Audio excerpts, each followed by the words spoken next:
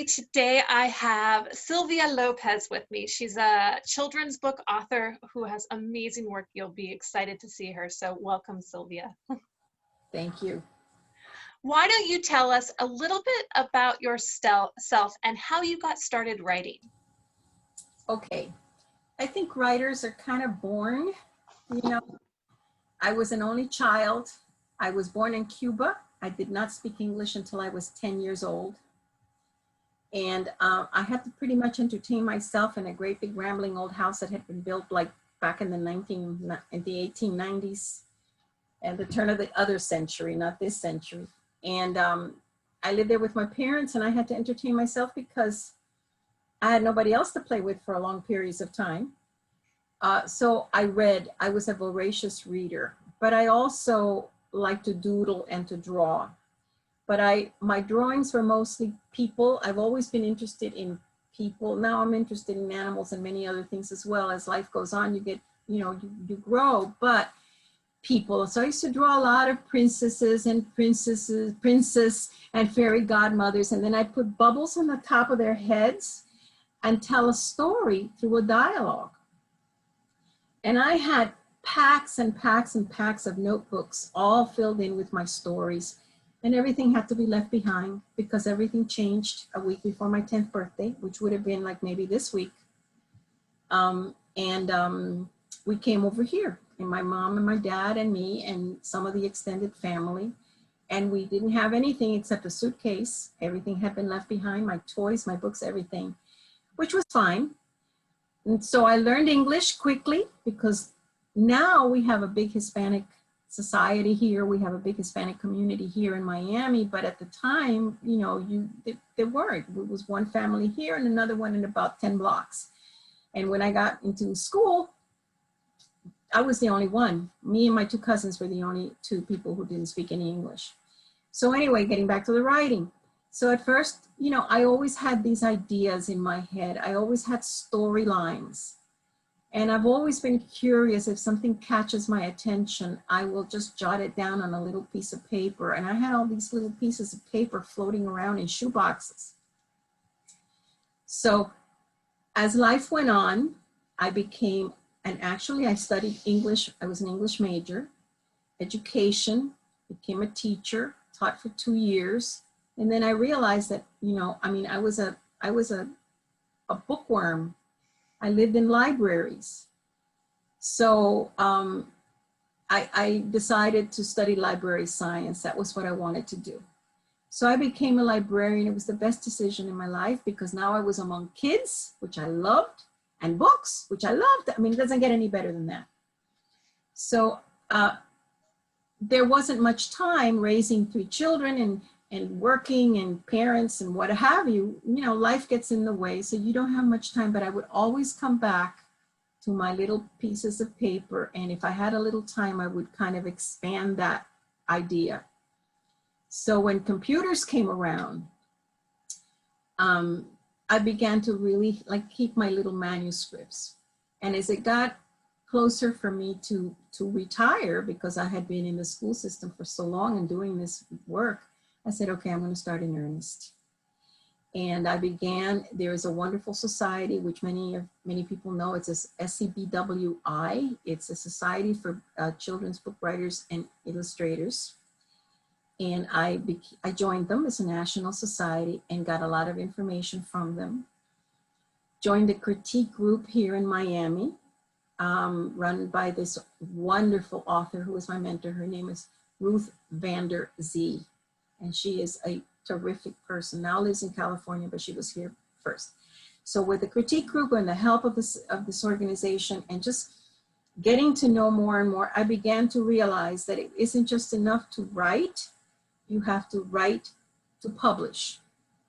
So you have to be on top of, everybody's a writer. This is something that I tell the children when I go to schools or I talk to them. I say, we're all writers. Our teachers give us prompts and we write. So an author is a person whose writing gets published. And that's a difference. So I said, okay, I've been a writer all my life. Now, let me see if I can become an author. So I started developing my ideas. And with it, like the story of Handimals, one thing after another, lots of help from the Critique Network and everything. And I was able to begin publishing. I actually published my own book. I don't have with me, I have it there. Oh, you can see it in the back with the little birds. Mm. The Cuban bee hummingbird, it's the smallest bird in the world. It's the size of a bee. And I decided, it only lives in Cuba, only place in the world. So I decided to write just to make believe like a pourquoi tale, how come it's so small? Mm. And nobody wanted to publish it because rejection is a way of life. I mean, J.K. Rowling couldn't get published no way, no how for a long time. Mark Twain was told not to quit his day job. So you got to put on a thick skin and accept rejections, and it wouldn't get published. And I'm a little like the little red hen, and I said, well, I'll do it myself. So I got a wonderful local artist, did the pictures, and I did it in a flip book, in a digital book. I also have a degree besides library science. I have a degree in technology, educational technology. I'm not a techie who fixes computers, but I love programs that help you design and things like that, even though they change on me every 5 minutes. But anyway, I was able to make these digital books, and they're on my website and they're free. And I even narrated them. So that was a start, because the little Tsum Tsumcito over there got the 2017 Society for Latino Authors award as the best digital picture book. So that was kind of a start. And from there, you know, it was the Handimals book and how I got my agent and that editor who is well known. That publisher is Macmillan. So that was a very big step. And things have just kind of come along. I have my little golden books, which somebody told me the other day, you just joined the ranks of a really old tradition. I was also commissioned to do Frida Kahlo. And that comes out in January of 2021. The illustrator is Elisa Chavarri. It is the most beautiful cover. I have it on there. If you'd like to see it, I can share it later. And I translated that one myself. So that one is in English and Spanish. And yesterday, I got commissioned to do Justice Sonia Sotomayor for my little golden books. So now I've got to get on my, get myself moving and get going on my research. I think librarians love research. I love research. It's sometimes the most fun part of the book is doing the research. And you have to do it even for like this, a picture book. I had to do research on adoption because originally it was a single mom. Turns out that the Commission for Children's Rights at The Hague said very few single parents could adopt, unless, especially babies. So I had to change my story with 2 parents. And if I hadn't done my research, I would not have known that. So research is very important. So that's it. I'm very busy and I'm enjoying every minute of my retirement. I have to say, it looks like I never retired. I just kept going. So your most recent book, Selena, came out in August. Can you tell us, you talk a lot about the research that you put into your books. Why don't you talk a little bit about the research you put into that book to sort of explain how you go about researching? Absolutely. That one, which started cold, right? Because I knew who she was and I knew about her and a little bit of her. I hadn't even watched Jennifer Lopez's movie. That's how bad it was, okay? Which was the first thing I went and did, and not to say anything because I know that was one of Jennifer Lopez's first movies that made her famous. And Jennifer Lopez is one very talented person, but if you watch the videos of the performances of Selena versus Jennifer Lopez, Selena she's just, I mean, not to take away from one performer or the other, but I said, okay, this girl was marvelous. What I did was I started reading all the articles. Okay, I go online and I find articles. You have to be careful with the sources, because anything that's online can be said by anybody. You know, you have to be very careful that you have reputable sources, even for a children's book, for anything that you write. So I started with articles and adult books, books written about her, about the trials, about this, about the other, all the things that happened. I watched every performance. I had my family here going nuts. The songs are kind of catchy, and so I would go around the house singing them, and they go, "Mom, honey, stop." So I watched all her performances that she would give live. I watched the videos. I watched the interviews that were done to her, with her. She was a very transparent person. The way she came across was exactly the way she was. Her Spanish was not her first language. It would be like my own children born here. They speak Spanish because they hear it in the house, or they know it and they understand it, especially my grandchildren now, but it's not their language. And when she was asked to do Tejano music, which was in Spanish, she said to her dad, and I have that in the book, "Papi, I can't do that. I don't know what the words mean." So he taught them to her phonetically, one syllable at a time.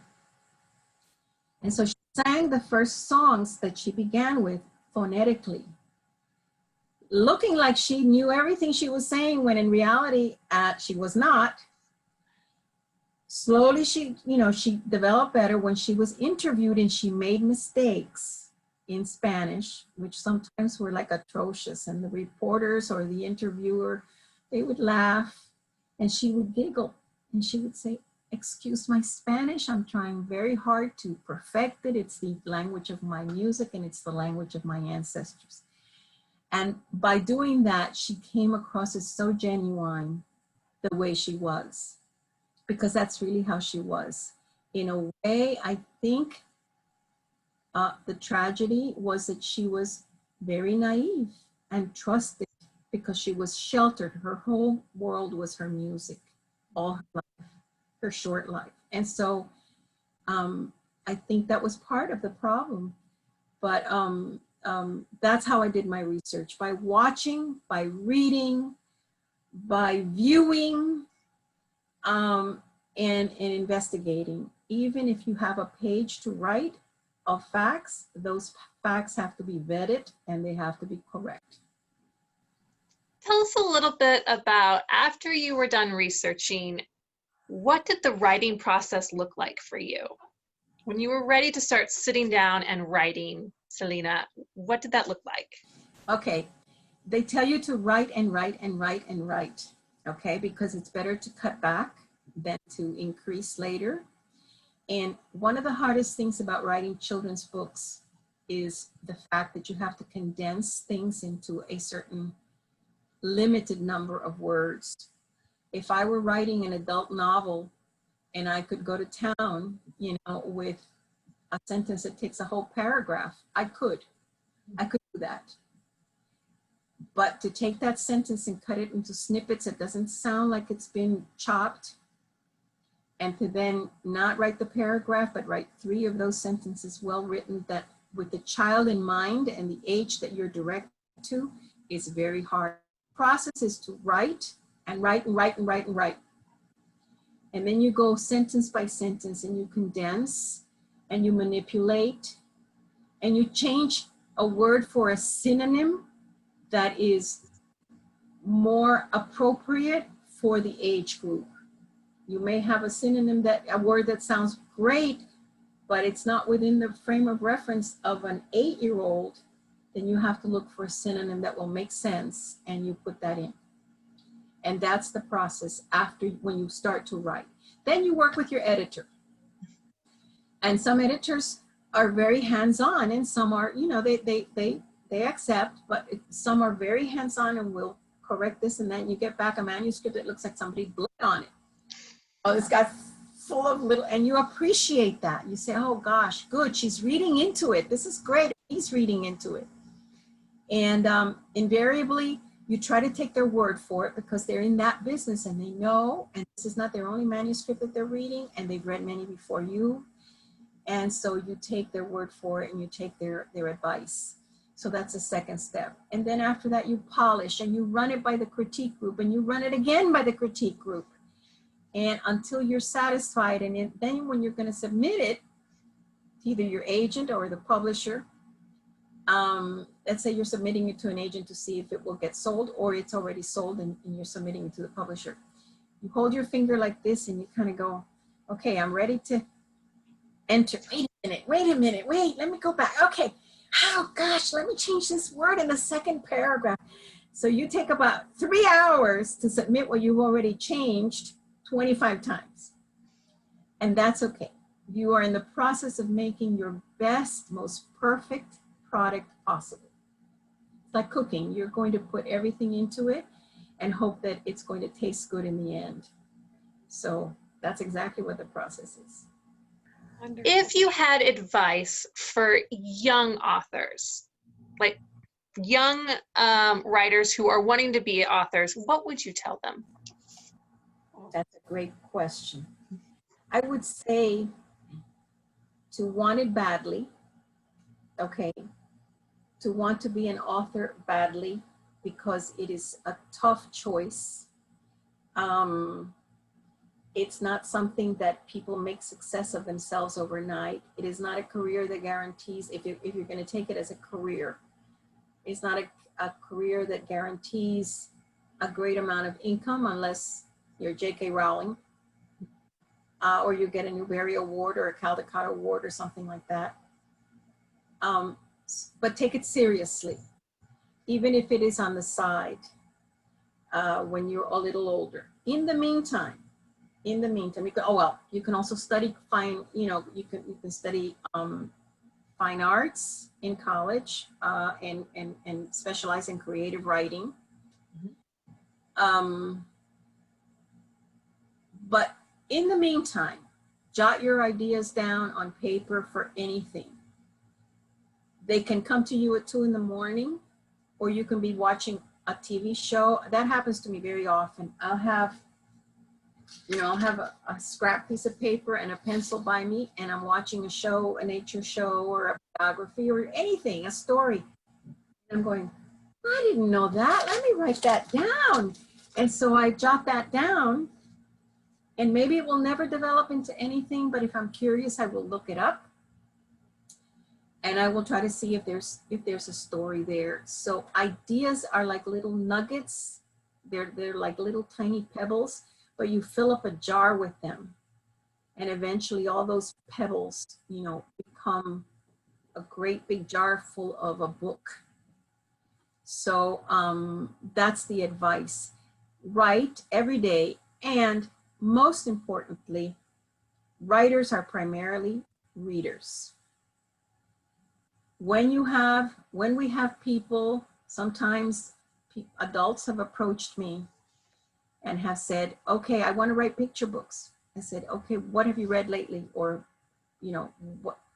Oh, no, I have an idea, but I want to write it. I said, go to the library, sit in front of the easy book section, the picture book section, and take the first book out and read it, and take the second book out and read it, because that way you will know the format, you will know the language, you will know what each page should look like. And that's how you immerse yourself in picture books, if that's what you want to write. Mm-hmm. If you want to write middle grade novels, go there and start with A and work your way to Z of the authors and read as many as you possibly can.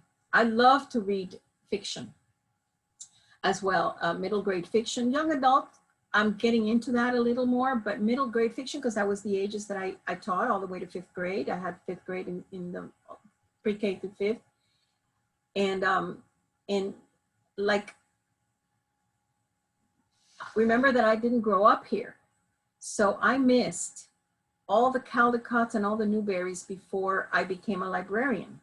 I mean, I would pick them up, and I read the Hardy Boys and Trixie, all these things, but excellent quality, not to say that they're not, but you know, the award-winning books. When I took my children's literature class in my master's, it was a fabulous class, fabulous professor. And she really emphasized that you need to know why a book gets an award. So you pick it out and you read it and you say to yourself, now I know why this one won. In the case of middle grade fiction, I just printed out the entire list. The first one was actually the Voyages of Dr. Dolittle was the first Newbery Award. I began with that one, I think it was 1928, chronologically, and read all the way up to the present. The winner and the honor books. And so that was for my enjoyment. And that was so that I also could push it on the kids, because the kids will tell you, here, read this. Did you read it? They know right away. So I would have to honestly say, yes, I read it. It's great. Oh, okay. And the same with the Caldecotts and the Coretta Scott King Award. I went and I got them all one by one chronologically and read them all, read through them. So that is what you need to do. Immerse yourself in the literature that is there. Put your ideas down on paper and never give up. If you get discouraged because you get rejected, you're half the battle is lost. You need to continue and believe in yourself. What is your favorite picture book out there? Chris Van Allsburg. He is by far, to me, the finest author illustrator that I can recommend to children. I used to read The Sweetest Fig. You know, he is the author of The Polar Express, of course, Jumanji. Of course, they've been made into movies. But his other ones that have not been made into movies are so outstanding. The Garden of Abdul Ghazazi, The Sweetest Fig, Wreck of the Zephyr. I just sent that one to my 6-year-old grandson up there in Indiana. He can't get enough of it. So his books have a twist at the end. He is also a trained architect and a sculptor before he became an illustrator and a writer. So this is a man of great capacity and great depth and breadth. So my final question for you is, if people could take away one thing from reading any of your books, what would you hope it would be? Okay, I would hope that the books have a little message to live by. When I did Queen of Tejano Music, when I did Selena, I ended it up with, first of all, information as well. Except for my adoption books, they all have a back matter. They all have an author's note at the end. Even Pacho Nacho talks about the evolution of that folk tale from oral tradition in Japan to the present. But this one, for example, I have a timeline of her life so that they can learn a little. It isn't only that she was good and she was a singer and a performer. I also added things like, who are the Tejanos? Who are Hispanics and Latinos? If you don't live in a community that has a lot of people who call themselves Hispanics and Latinos, then you may not know who they are. So I have a little explanation here. What is Tejano music or Tex-Mex music? Even what is a quinceañera? That's the 15-year-old birthday party that people have when they're Hispanics. I never did.